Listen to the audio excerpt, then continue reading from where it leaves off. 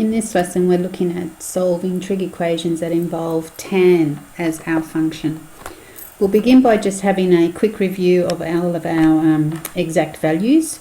So remember the neat little shortcut trick at remembering these, because they're not going to be on your formula sheet, is to look at the first quadrant, and we know that the angles in our first quadrant start with 0, pi on 6, pi on 4, pi on 3, and pi on 2. And if we have the coordinates of each of those,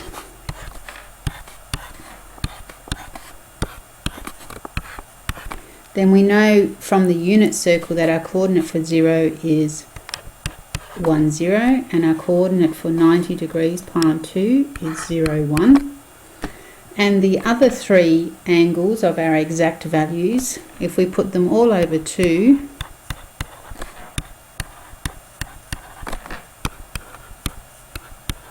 and then we start at the top and we go 1, 2, 3, and then back at the top and go the other way, 3, 2, and 1, and then square root every numerator, and I haven't done 1 because square root of 1 is 1. Then we have, in that small little picture of our first quadrant, we have the exact value of all the angles that we need to know off by heart. And remember that sine is equivalent to the y coordinate and cos is equivalent to the x coordinate. So straight away, if I need to say the sine of pi on 4, for example, I look at the y coordinate and it's root 2 on 2. The cos value of pi on 3 is a half. And so, as I said, just in that first quadrant there, with that neat little trick, you have all your exact values. Now with tan, even though it's not specified specifically, because we know that tan is equivalent to sine over cos, we know all of those exact values as well. So tan of 0 is sine over cos, so it's the y coordinate over the x coordinate, and 0 over 1 is 0. Tan of pi on 6 is a half over root 3 on 2, and we all know that when we divide by that fraction, it's the same as times in by its reciprocal, which leaves us with 1 on root 3. So the tan of pi on 6 being 1 on root 3, and likewise with all the other ones. So tan of pi on 4 ends up being just 1, tan of pi on 3 ends up being root 3 on 2 divided by a half, which is just root 3, and tan of pi on 2 ends up being 1 over 0, which is undefined. So it's really important, guys, that you spend some time and you learn those exact values. Now, whether you want to use this method or whether you want to learn the triangles, or whether you simply want to rote learn the table of values, at the end of the day, you need to learn them. So now let's look at a simple example of solving a trig equation using tan. Just like we did with sine and cos, we would ignore the negative sign to begin with and just find our reference angle in that first quadrant. So in other words, we're asking ourselves, tan of what angle gives me 1 on root 3, and we know that that reference angle therefore is pi on 6. And then we say to ourselves, well, where is tan negative, in which quadrant? And that's in this quadrant, if my pen would work, and in, oops, wrong one, sorry about that.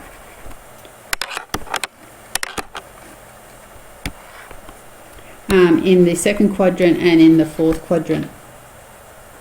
And therefore we're going back to what we normally do with our sine and cos, and say, well, the x is therefore equal to pi minus the reference angle of pi on 6, and 2 pi minus that reference angle of pi on 6, which gives us 5 pi on 6 and 11 pi on 6.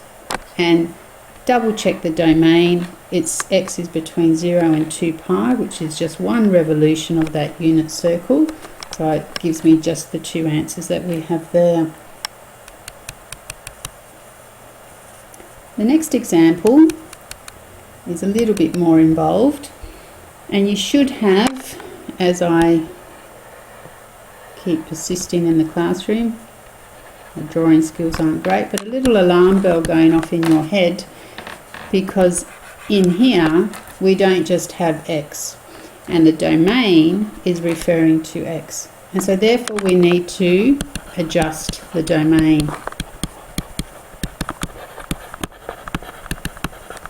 So if we're told that x is between 2 pi and 0, then we know that 2x will be between 4 pi and 0, and 2x minus pi on 6 will be between negative pi on 6, and I need to minus pi on 6 from 4 pi, and that gives me 23 pi on 6.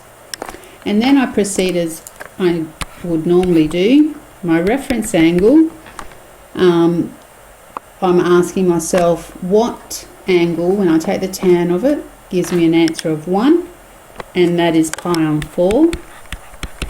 And then where is that positive? Because tan is positive 1, so it's in the first quadrant and in the third quadrant. So then my answer becomes 2x minus pi on 6 equals pi on 4 and 5 pi on 4. But that's only, I'll just change colours there for a moment, that's one revolution of that unit circle, and I've got those two answers there.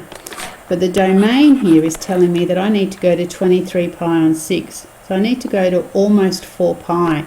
So I go around once more and I stop just before 4 pi, and that actually gives me another two answers here, so I need to work them out as well. So I've got 8 pi on 4 is 2 pi, add another pi on 4 gives me 9 pi on 4, and then over here I have 12 pi on 4 plus another pi on 4 is 13 pi on 4. That's the hardest bit, and then from there we're just solving for x, so we're going to add pi on 6 to each one of those answers.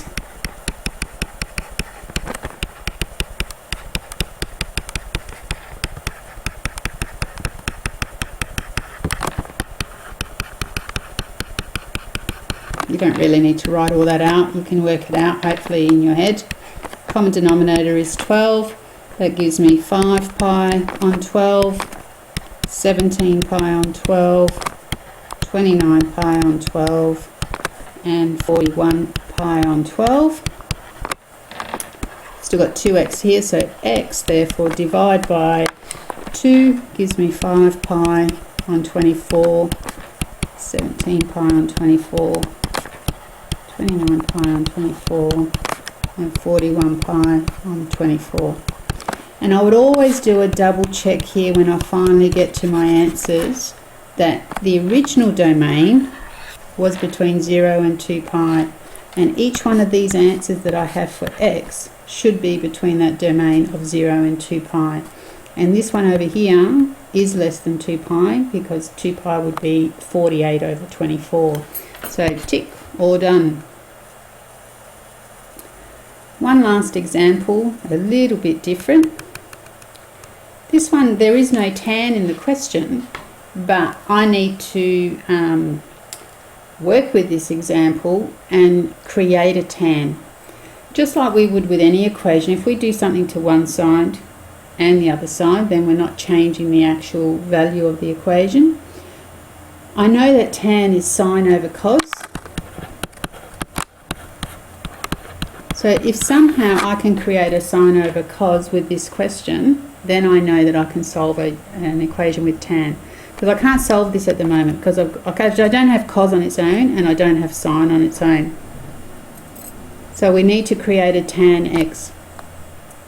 In doing that, if I divide both sides by cos 2x, what happens is that on this side they cancel out and I'm left with root 3, and on this side I end up with the sine over cos, which gives me tan of 2x. And that now looks like a normal tan equation that I would solve.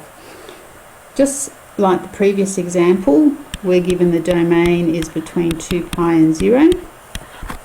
And because I have 2x here, I need to, again, adjust my domain.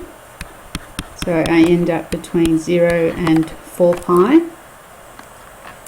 And then looking at my little cross for represents my unit circle, my reference angle, what angle gives me the tan equivalent to root 3, and that is 8 pi on 3. And then where is tan positive? So in the first quadrant